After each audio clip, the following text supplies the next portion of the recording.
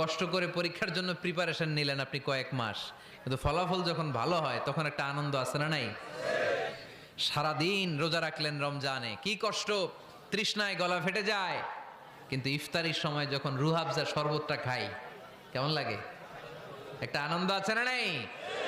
এজন্য আল্লাহ বললেন فإن مع العسر يسرا إن مع العسر يسرا।